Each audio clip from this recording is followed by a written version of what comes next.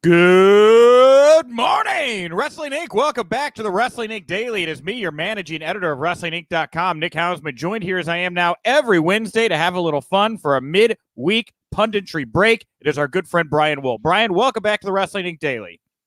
Oh, glad to be here, but oh my goodness, breaking news again, Nick. Yes. Huge breaking news. We already have people in the chat room. If you're watching us live, jump in the chat room. Lots to talk about today. We will be pulling, of course, your comments into the chat room here and onto the show as the show goes along. Also here today, if you're listening to us over in the audio section, over in the news section, after the show is over, after the news section is over on the audio feed, you're going to hear the first part of my interview with Axel Tischer, the former Alexander Wolf. We're going to do a two-part interview. I went about an hour with him, half hour today, half hour tomorrow. And then if you're watching us in video form, about half an hour or, about an hour from now, we're going to premiere the first part of my Alexander Wolf interview over on YouTube. So you can jump in the comment section for that. I'll chat along with you there. We can talk more about that. Of course, he was just released 2 weeks ago. That kind of ties into what we're going to talk about at the top of the show. So what a timely interview we have here today with Imperium's, not even 2 weeks, like a week ago, right? Or so? Yeah. Wait, okay. Anyway, Alexander Wolf here, very timely interview today. Also, at the end of the show, we'll dive in the mailbag. And we're just going to talk about NXT in the mailbag. I want to know who you think is going to walk out in your house as the NXT champion. But enough of this. Let's get to it. News you can use. News that'll leave a bruise. We have some big breaking news here. Fightful was the first to report that there was going to be some major names released here today by WWE. They reported them this morning, and WWE made them official this morning. They have announced that Braun Strowman, Aleister Black, Lana, Ruby Riott, Buddy Murphy, and Santana Garrett have all been released from the company. Let's start right there. Which of these names surprised you the most, Brian? I mean, for me right now, the biggest surprise is Aleister Black. WWE has invested heavily in these animated intros and vignettes for him. It looked like he was about to have a big run, and it seems like they changed their mind. Plans changed. Dude, I am shocked here. I mean, the thing for me, the real litmus test was the little 15-second videos they've been doing on Raw where they're like getting the talent to say, I'm coming to your hometown. I think Braun did one where he said the conductor of destruction is going to be coming to your hometown when we go on tour. I mean, I don't know why you have a guy do a video like that if you don't think he's going to be on the tour with you. So some of these had to, I mean, Aleister Black just came out and was in the main event of SmackDown, like ending the show, right? I mean, WTF, man, like what just happened here with all of these? I can't believe it. We have a former Universal Champion. We have Buddy Murphy, who can work with anybody. Lana, who is a star. She's been in major motion pictures. And Ruby Riott, who's, I think, one of the sleepers of this one. I think Ruby Riott is going to change the game of wherever she ends up. Oh, my gosh, Nick. Yeah, Ruby Riott for sure. Very surprising. And she was Heidi Lovelace here in Chicago before she went to WWE. Very beloved in the Midwest. A hell of a worker, hell of a hand.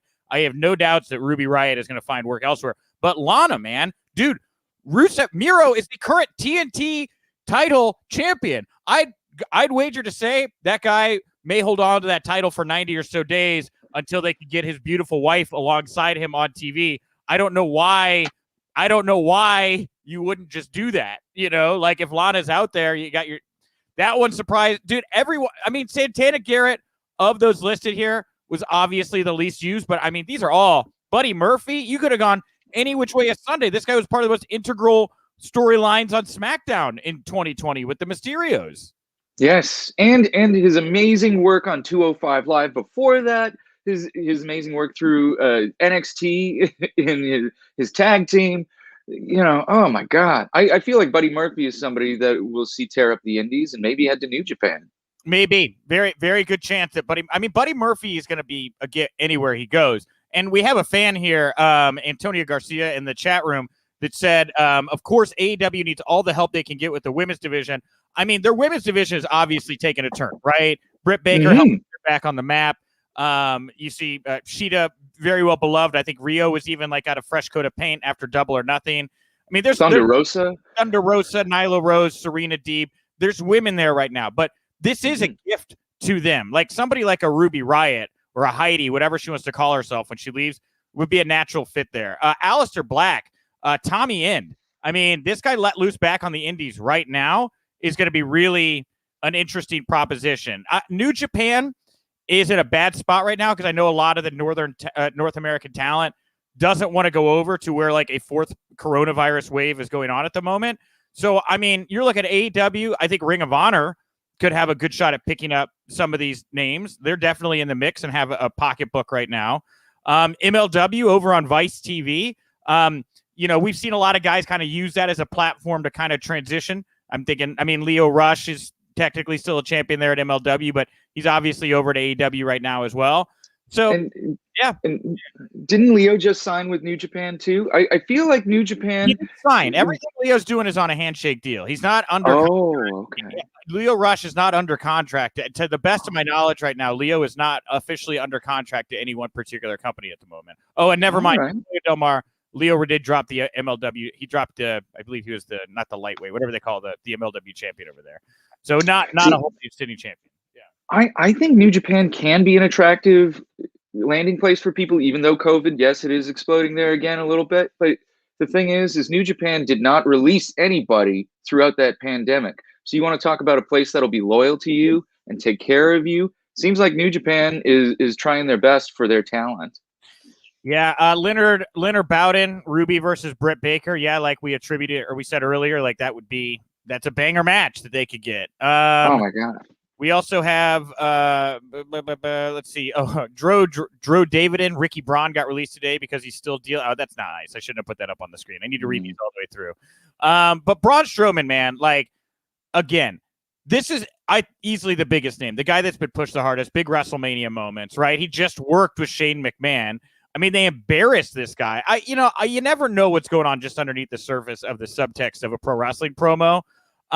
They haven't really been behind Braun. I know he was dealing with some injuries. I don't know if that's part of it, but I'd say he pops up in AEW, but how many of these guys can all pop up and be meaningful and they have places to put them without taking talent that you've already invested in over your first 2 years and just bumping them to the way back of the line at this point? That's my biggest. I mean, it's a good problem to have that you have a glut of talent that people want to go watch, but I feel really bad for the talent that's put in their dues, especially through this pandemic, to get the company where it is. And now there's a whole bunch of big names that are going to be back on the market, Yeah. I really thought Braun was going to be a WWE lifer. I think he did too with the statements he made last year at the beginning of the pandemic. And part of me too with with all these big names and releases and this flood of talent, because they did this last year at this time too, around this time, not as many. And I mean, Miro was pretty big and he's doing fine for himself right now. Yeah. But it's almost like at the time I remember last year saying, it was like WWE was daring AEW, grab them all. You make it work. Like throw your plans out the window. Spend all this money. Here's a bunch of great talent. If you do one at a time, I could see how there's going to be the ability to pick them up, make plans, decide it. But if you release huge throngs of people all at once, it makes you flood the market instantly. It makes it more difficult for everybody you just let out to kind of make a move all at once, if that resonates, if that makes sense, I do think what's fascinating is that none of these performers have a similar type or style. Each of them are completely unique from one another, so it's not like they're going big or going small or going big character or going for in-ring work. We're seeing completely different wrestlers being released here. Yeah, and we also have Christopher Stick Leather. He wrote, "Why bring Zelina back if you're going to release Black?" Dude, that's a thought I had this morning. And not to say that, they're a business. They don't have to keep couples together, right? It can be irrelevant when you look at it from a pure dollars and cents perspective, but it does seem a little effy. Oh man, not the right trying to say F word effy, right? It's a little effy to release one, then bring them back, and then release the other at the same time to kind of do a figure eight. That's a little bit of a mental mind effy right there, for sure. Yeah. Again, we were talking about it last week. If you are a young, talented wrestler or broadcaster or anything that WWE would be looking at, you got to be thinking twice looking at the way that they're treating their talent right now. Yeah, 100%. And we look here at the comment section again. We have a great comment here from everything's coming so quick. Here we go. This one's from Periscope. Chuck the Champ 14. A sell is coming. Now, before we connected here today, that's what you were reiterating to me, is that, like I brought up last week at this time when we were talking about, it's been 2 weeks now, we're talking about cuts, downsizing, stripping on the back end, on the front end. Is this positioning the company to look more advantageous to somebody that has a lot of money that is looking to invest and turn around a profit right now? I think there's evidence for that, right? I think that is the clearest possible option right now. Just like you said last week, this is positioning the company for an easier sale. And oh man, it's coming. Yeah, and I see with Azell here, like AEW has Brian Cage and other big men that they misuse. How would Braun fit in? And that's I would say they misuse them, but they use their big men differently in AEW. They use their big men to make guys that are not big look big by beating big men. And that happens pretty often in AEW. Would you agree with that? Yes, most certainly. I mean, Adam Page, Brian Cage match this past Sunday was tremendous, and it made Adam Page look like a star in front of a crowd again. That's what we wanted. I love this rampant speculation, also from Periscope. Missy 71, 40, 81, 73. I feel like these releases could also be for the John Cena big money return as well as Brock. Maybe stripping out some of the wires in the wall to make room for new plumbing, something like that, bigger names. I get that, but they have so much money. $1 billion companies. I always go back to that, So, I think the under the label of budget cuts, it's a load of BS. So also here, Andrew Zarian of the Mat Men podcast noted on Twitter this morning or yesterday morning that the NXT UK brand is also expected to have some cuts coming soon. So as this is bloody as this has been, and I hate to put it in such kind of gloom and doom apocalyptic terms, but a lot of people have lost their jobs or have had to move away from WWE recently. I don't think we're at the end of this thing yet. I think this goes till Friday. I don't know that it could 3 weeks. I mean, how much more is there left to strip? The McMahons are going to start to be, judging their value here pretty soon, I feel. I'm sure things are going to continue, and we're going to see things into August and September. Man, that is crazy. Oh, by the way, I just figured out why those nameplates are like that. There we go. That's what I should have done. Oh, cool. Hey. Wrong frame. Hey, everybody. There's a little more face there. Live recording time. Still getting used to all the technology. So anyway, this was a huge bit of news here this morning. Huge news. And we are all still taking it in. We have a very lively chat room right now. We have never had so many live viewers for the daily since we have gone live. I know you guys have a lot to say. We're going to get more into some news here in just a moment, but if you want to keep the conversation going, I'm going to keep pulling your comments from the chat room up into the show, and we'll keep taking good comments as they come here and talking about you guys on the show. But while we're talking about the releases, the Hindustan Times spoke with NXT superstar Kavita Devi, saying that her release from the company is not accurate. The reports of that release not accurate. She's been back at home in India to deal with family issues, like we've reported before. She's also recovering from an ACL injury. She just said those reports are not accurate and that she and WWE are working on a new agreement that allows her to be home right now. So she is not parted ways, at least it's from her perspective. So one of the 120 names or so that's been reported from the back in front of house. Man, that's crazy. All right, let's move on to a little bit of positive news here. WrestleVotes, they reported that new WWE Raw lead announcer Jimmy Smith received rave reviews from his co-workers after Monday night's debut. Word from WWE production workers is that they were absolutely thrilled with Smith's performance on Monday night. It was noted Smith was a, quote, natural fit for the job. He was put on a, quote, tremendous performance, and the general consensus amongst fans online seems to be that Smith hit a home run and seemed more comfortable at the announce table and more familiar with the product than Adnan Virk. And I agree wholeheartedly. I thought Jimmy Smith knocked it out of the park on Monday night. And the thing that he did really, really well was lay out, let Graves and Byron respectively do color and play-by-play, pick your spots, and know when to say something of value. And that is a very difficult skill to have as a pro wrestling commentator, and he found his niche and he rode his lane. I thought he was great on Monday night. Brian? As cool as the other side of the pillow. So smooth. And his cadence was excellent.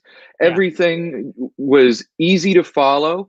It was the easiest I was able to digest Raw in a while, and I didn't even like the episode that much. Yeah, I thought that Raw was pretty by the numbers on Monday night. You know, it's Memorial Day. You know, I don't know. Everybody's out. This is the first time in forever we can all go have a barbecue on Memorial Day in a lot of places in the country. I wasn't expecting them to give us anything, you know, spectacular. But the main event I thought was hard hitting, even if I didn't like McIntyre going over. But Jimmy Smith, yeah. And the thing about Jimmy Smith, again, I go back to him knowing when to lay out, knowing when to pick his spots on commentary, which I thought he did really well. But unlike Adnan Virk, who I didn't really know, like I do kind of know Jimmy Smith from like American Ninja Warrior, because I'm one of those guys that, you know, watches fun reality competition stuff. And I see the value, like, you know, Nick Khan, who's done a lot of things to bring value to WWE. I see the value to bringing in somebody like that a casual fan would look over, or not even a casual fan, a non-fan goes, oh, wait, I think I know that guy from something. It does add a layer of credibility. And again, it's not like they did him and Corey Graves and they said, do play-by-play. Byron did play-by-play. Corey did color. Jimmy was there to up the cachet of the show and jump in and say something smart when the time was there. And he did that. So good. That should be the template for more outsiders that want to come in and do this role. I think that a three-man booth is not always my favorite, but it works in this situation, I believe. Yeah, they had great chemistry. They balanced it really well. Now, Adnan Virk, I was a fan of him because I'm a baseball fan. And Adnan does some great work for Major League Baseball on Fox Sports. But, you know, clearly Jimmy Smith slotted in here just perfectly. Let's read a couple comments here on the show. Oh, wait. Everything's moving too quickly here. All right, Tad predicts. Vince usually isn't in your ear the first night. It'll be interesting how he does once Vince is in his ear. Commentators say it takes getting used to. And it's him and McAfee, right?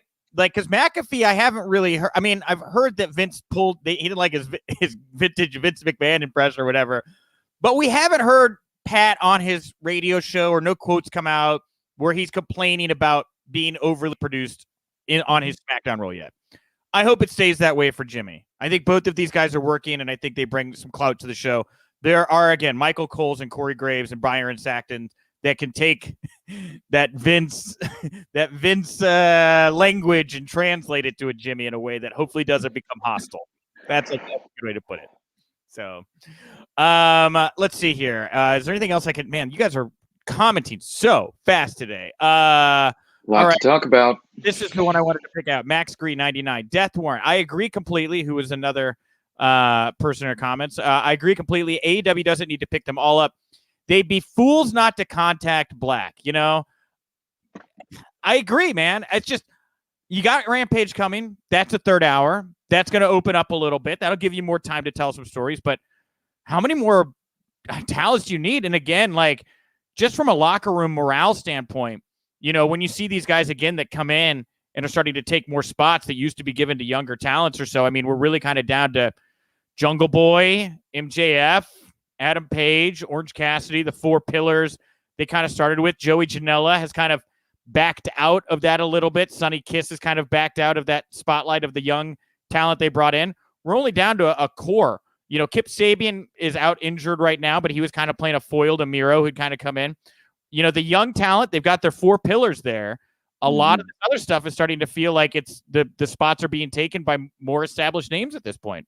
I don't really know if that's good or bad. It's just a blunt observation of the situation. So. I think there will always be space for Joey Janela because of all of the other things he brings to the table besides his in-ring and on-camera work.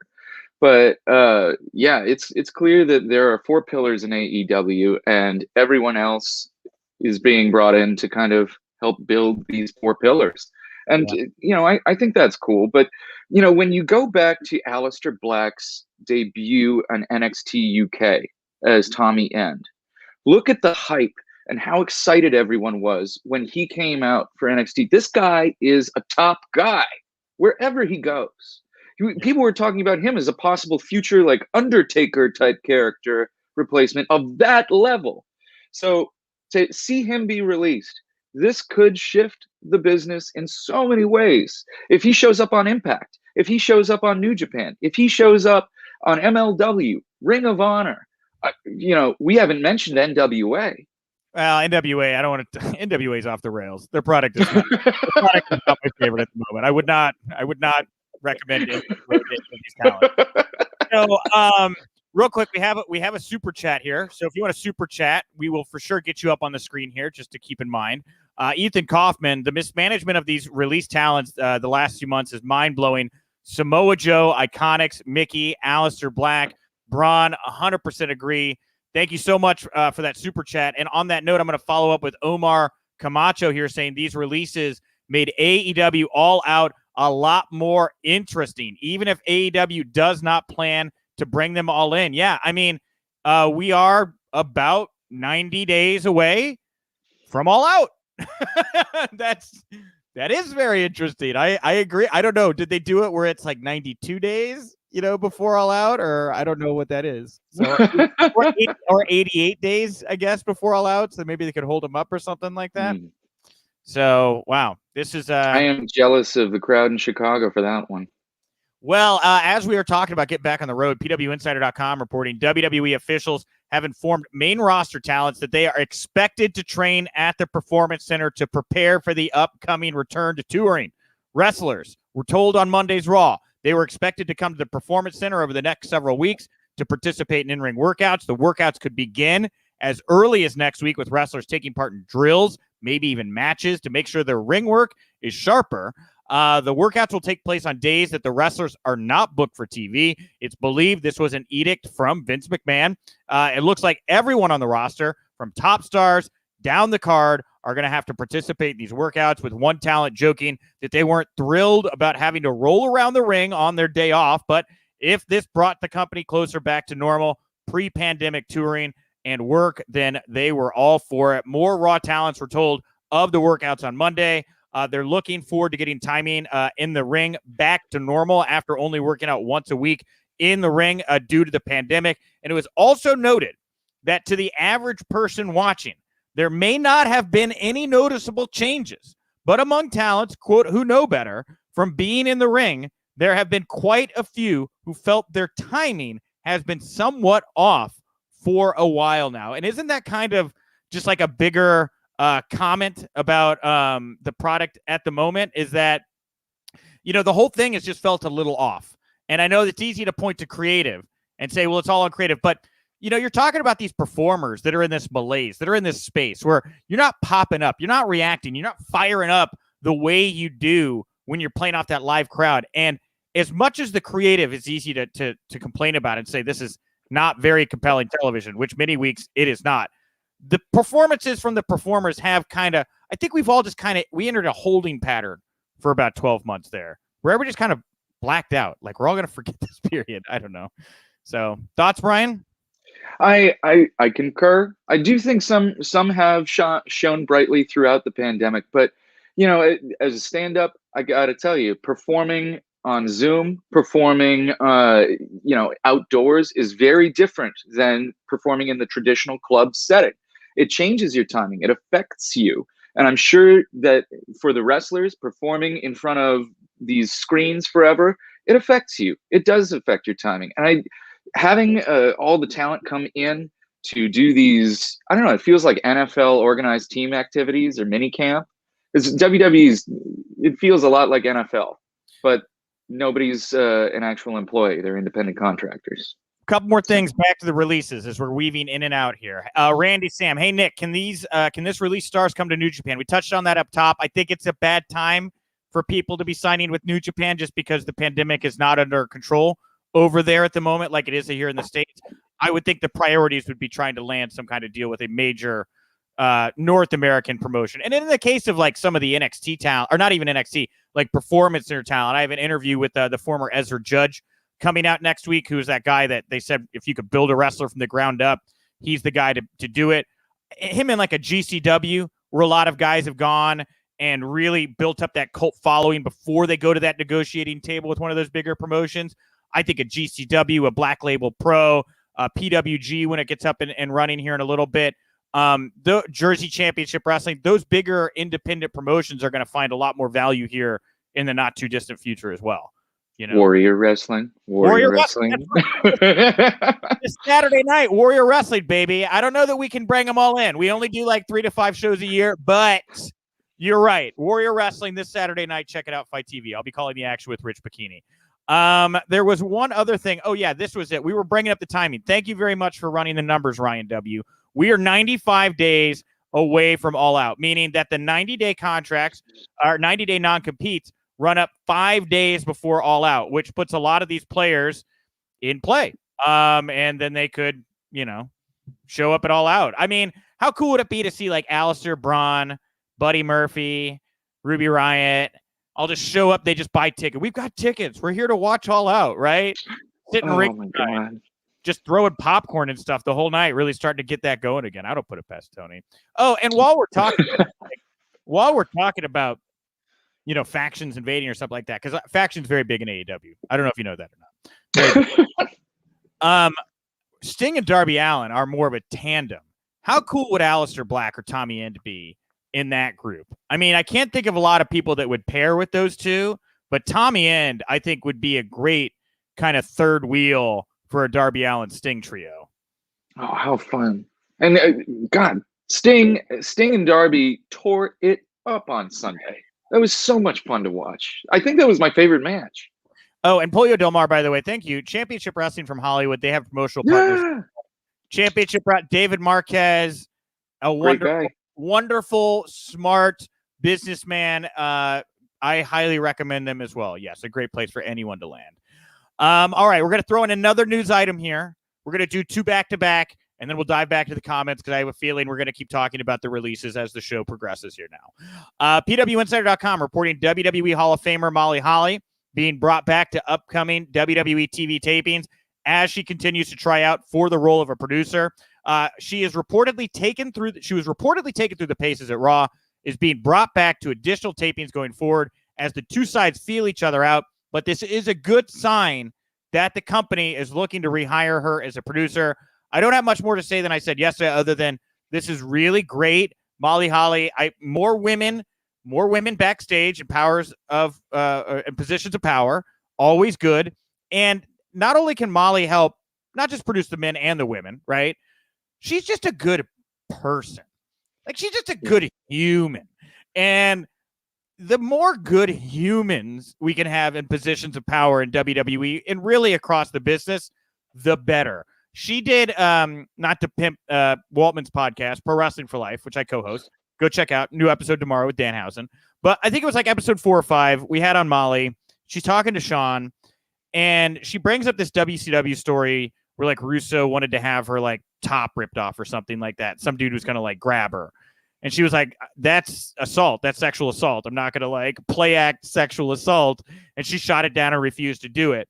And there were really no other women of the time that were, there were maybe others, but none that I know of note that have especially gone on the record and had these kinds of conversations with me that speak like that. And for her to have that perspective then, when it would have been so easy to go along with it because of the money and everything going along, to have her in this moment, I think is a very strong thing. And I really, really hope they go forward with Nora Greenwald, Molly Holly. I think she'd be a great addition.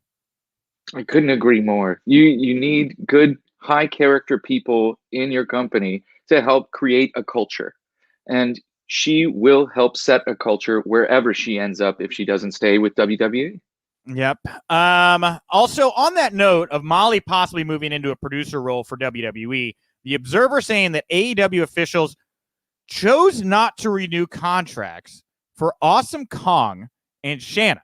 Now, there was some speculation on Kong and Shanna after their profiles were removed from the AEW roster page over the weekend, but officially gone. Now, this was a full circle thing for me because this past Sunday night, I was down in Jacksonville.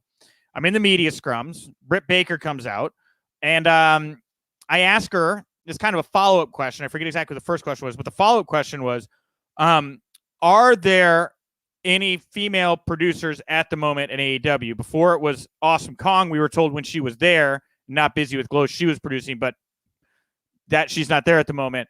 And she said Serena Deeb would be great in that role. They have her there at the moment. she didn't officially say Serena was working as a producer. So a little lacking in the female producer department, as is WWE. But again, Molly Holly, a great hire. Why you would have Awesome Kong under contract, and maybe look, Kia Stevens, huge name, definitely built up, some more credibility for herself with the work she did in Glow. Hollywood is reheating up. I could see her getting some real offers right now. But if she wants to be in the wrestling business and you've got $1 billion and you're looking for a strong female voice in the back to help mold that division or even have a presence in the ring, I don't know how you let Awesome Kong go, Brian. And considering all of her experience in so many different companies, in different countries, and her experience in Hollywood, she just brings so much to the table. Yeah, and I know Mike G saying here Kong had back problems. And yes, I know that she was dealing with some limited in-ring capabilities. But again, my thing goes back to who are the women in positions of power helping to watch over that division politically and in-ring wise? Who are the women they're fighting for the other women in the room with all of the men making the decisions, right? I think Kong would have been a perfect voice for that, as I think Molly Holly is a perfect voice for that. It is a little weird to me, Brian, that there is not a woman of note in that room sometimes fighting and defending and making their case for the women. That part does rub me a little wrong. I think we have a ways to go in that regards. So, well, there's plenty of great ladies sitting at home that could get the call, and there's a lot of talent out there. Name that comes to mind to me is Victoria, former owner of the Squared Circle Bar in Chicago. Yeah, Lisa Marie, man. Lisa Marie Braun. Yeah. Dude, I would love to see Lisa Marie in a role like that. All right. Also on Tuesday, AEW EVP Cody Rhodes released a new charity t-shirt in celebration of LGBTQ Pride Month. Rhodes announced via Twitter that proceeds from the shirt sales are going to go to the National Center for Transgender Equality. The post received some flack on Twitter, with one fan wondering why Cody's name had to be attached to a Pride shirt. In a deleted post, a fan wrote, "Why can't it just be an AEW Pride shirt? Why does your name have to be attached to it? In fact, shouldn't it be something like a Nyla Rose or a Sunny Kiss t-shirt, as they are part of the community? I ought to get into marketing." So Brandy Rose saw the comment and responded by saying, "Because he's the one person that said, I'd like to contribute, and I'll gladly put my platform up and accept $0 so someone else can profit. At AEW, anyone that wants to do a shirt for charity can. Maybe some people just don't want to deal with stuff like this. KC didn't this year." Why do I feel like that's kind of a backhanded shot at your LGBTQ talent? Like, I read that back several times to be like, are you misinterpreting this? And she basically just said the members of their team that are in that community, like, what, don't care enough to run a charity drive? Like, dude, I'm sorry. Like, I try not to be too rough on Brandy. I saw some people in here saying, like, who was it? Kong. Here was it. It's Doom Tribe T. Awesome Kong was not very good in AEW. Yeah, she was the lackey to Brandy, right? They didn't push Awesome Kong. They had Awesome Kong carrying hair snippets for Brandy Rhodes, right? Yeah. In a gimmick that was not long lived. This was an exceptionally tone deaf response, in my opinion. To here we go. Yeah, Doom Tribe T, tone deaf. I don't know. I've said it. Any thoughts on the response here from Brandy, Brian? I feel like the Rhodes are heels on the internet, and it's amazing to see that they're still cheered live, because man, they really keep watching it whenever they open their mouths on the internet. Yeah. So we have here a couple things real quick on women's representation. Doom Tribe T chiming back in again, back to back. Gail Kim has done an amazing job with the Knockouts and Impact, and if I was AEW, she would be the person I put in charge of the women's division. Oh, that is a great suggestion and a great thing to point out. Gail Kim is a wonderful backstage producer. She works well with that women's division. Would love to see her in that position. I think JR is a big Gail Kim fan, right? Hey, sure. I'm a big Gail Kim fan. I went to a drag show one time with her, and Liz came with me out in Boys Town. And dude, that was one of the most fun nights of my entire life. She got a little turnt, and then we got to hang out and watch some drag queens. And it was a great night. And it was very obvious to me because I think Eddie Edwards was there. Kiera Hogan was there. There were What a crew. It was a wild but it was just really obvious that she's a beloved person. Anyway, Gaming Stage Pro. I feel like AEW has given respect to the female performers, and people forget Brandy is a key executive at AEW. It just doesn't feel earned, and she doesn't feel right for like to be like the person who's going to be producing in-ring matches, or again being that voice who unobjectively in the room is going to be able to stand up for that division when you know that one of the other men in the room that you're having to, talk to is your husband. Like, I want a neutral third party that's going to be able to walk in, objectively look at what's going on, give good advice, and be able to, again, stand up and represent those women in the backstage area. And again, that's for my 2 cents. And also Pollo Del Mar here real quick. Knowing Nyla and Sunny even modestly, I do not for a moment believe Randy's response. All right, real quick. Super chat here.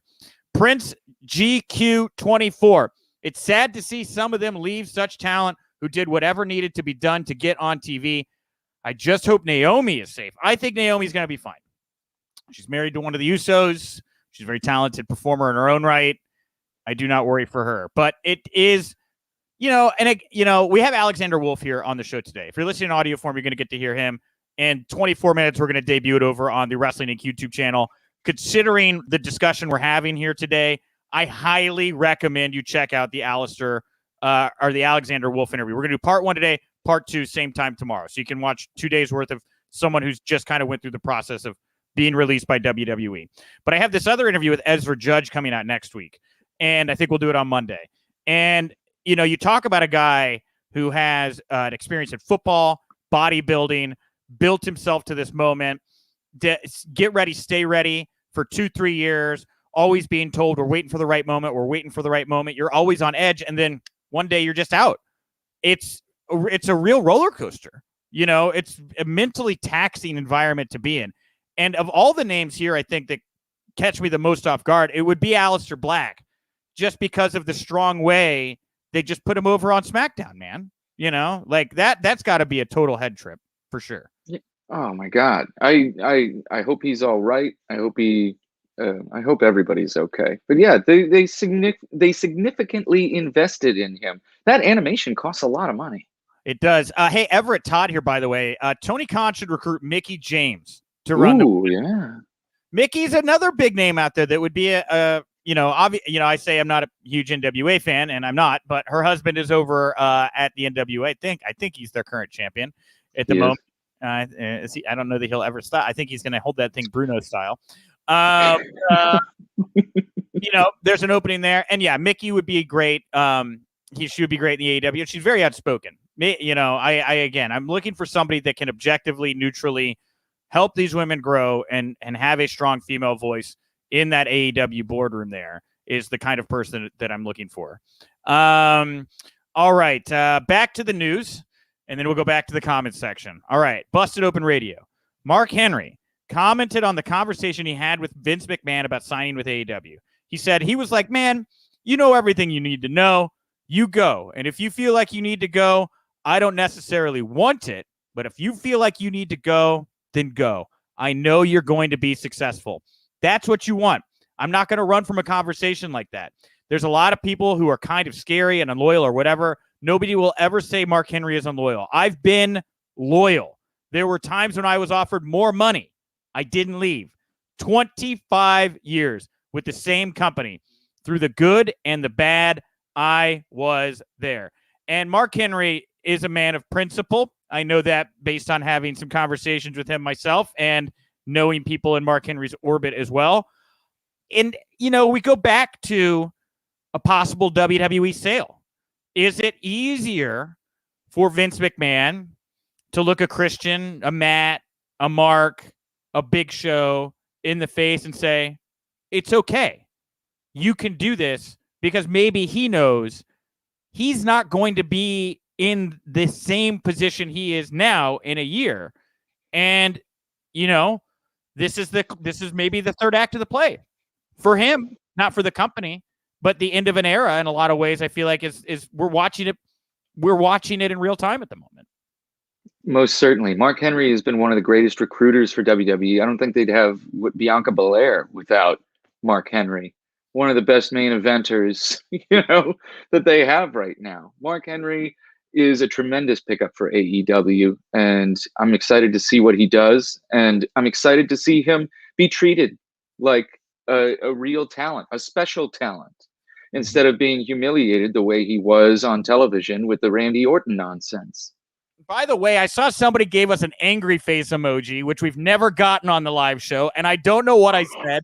So if you want to out yourself in the comments section, let me know who you are, angry face emoji. I'd like to address why it is that you're upset here today. So let me know. All right, and you can give thumbs up too if you just are enjoying the conversation. All that stuff helps. So, PW Insider reporting: Sting received a huge pop from other wrestlers in the locker room after returning backstage for his Double or Nothing match. People in AEW were said to be impressed with Sting's work during the match. Duh. I read this. I was like, yeah, that makes sense. Who wasn't impressed by that? The dude looked like a beast. It was so much fun. That had to be crazy for you live.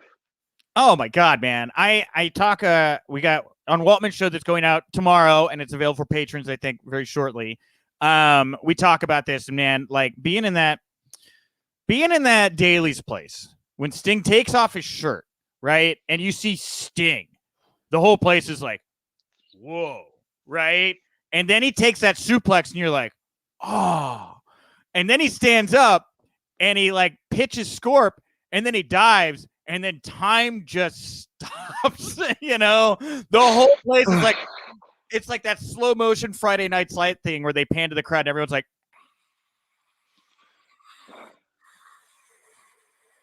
wow. It was awesome, man. It was cool. Anyway. It's like what wrestling's all about. It's so cool to be like, wow, you see somebody become a superhero right in front of your very eyes. Okay, so I'm reading the guy's response about why he gave us the angry face. I'm not going to read it because it's very derogatory towards Tony Khan, but I guess Anthony Young is just angry at... Oh, no, wait. He's not angry at Tony Khan. He's angry at... Okay, I'll put it up. This is in the context. I thought you were just kvetching about Tony Khan.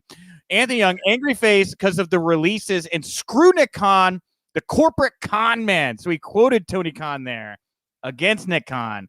I don't think Nick Khan will ever become an on-screen character, but man, I'd be fascinated to find out the reaction he got if he was. Well, I mean, it's the moves that he's making are curious. The addition of Jamie Horowitz from ESPN, this dude left in disgrace from Fox Sports after getting sexual misconduct and harassment charges, and now you're bringing this dude in a position of power. What are they thinking?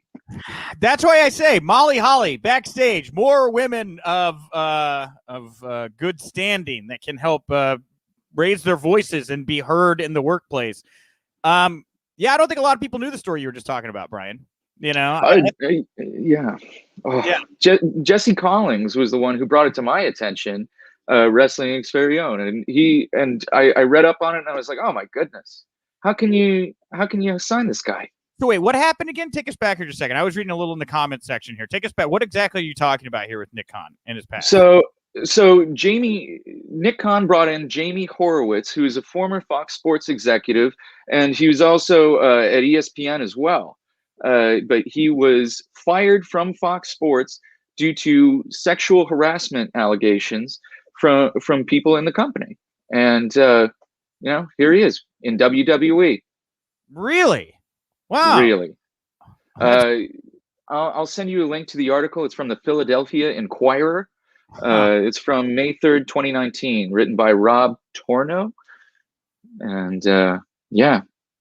Man, the thing that's so fascinating to me about Nick Khan is how quickly he's amassed power, and like he's just kind of a blank piece of paper. Like we don't really know a lot about this guy, so the more context, the better. About Nick Khan. Wow, I didn't know that. That's very unfortunate. Hire Molly Holly. Give Molly Holly more power. Yeah. To that.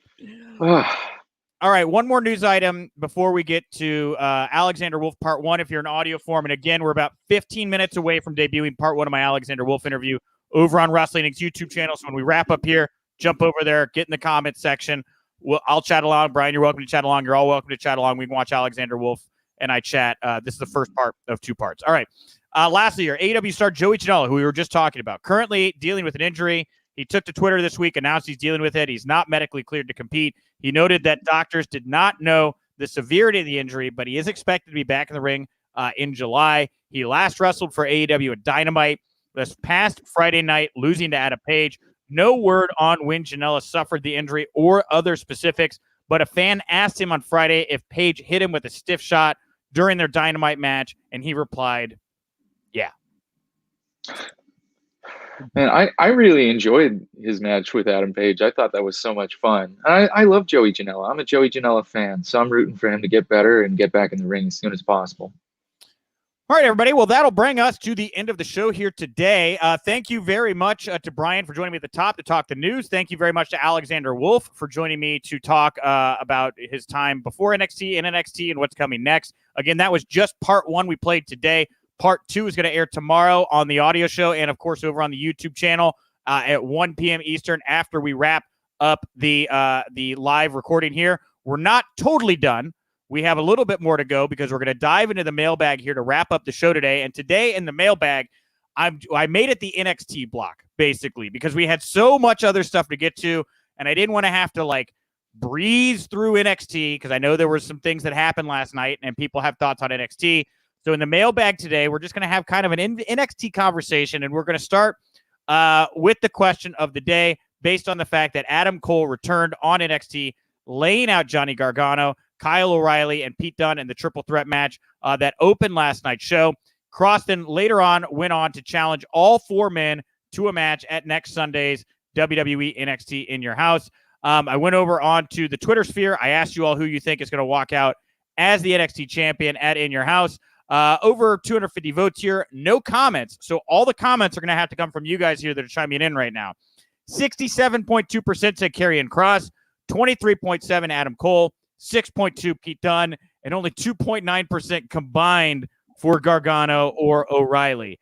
Where do you think this is going? Who do you think walks out of In Your House as the champion?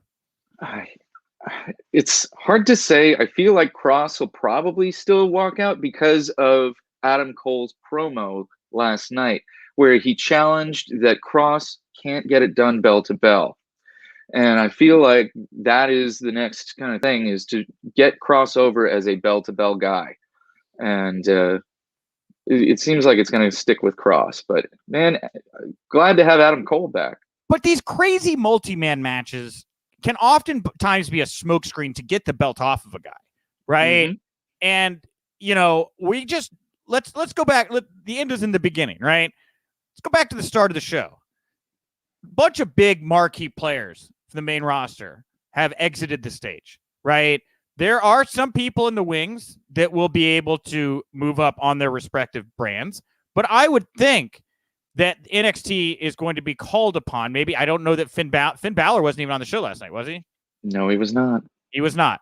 I don't think it's out of the question to see a Finn Balor maybe disappear from NXT. And maybe Karrion Kross, maybe they say, we need this guy. Him and Scarlett, too strong of an act.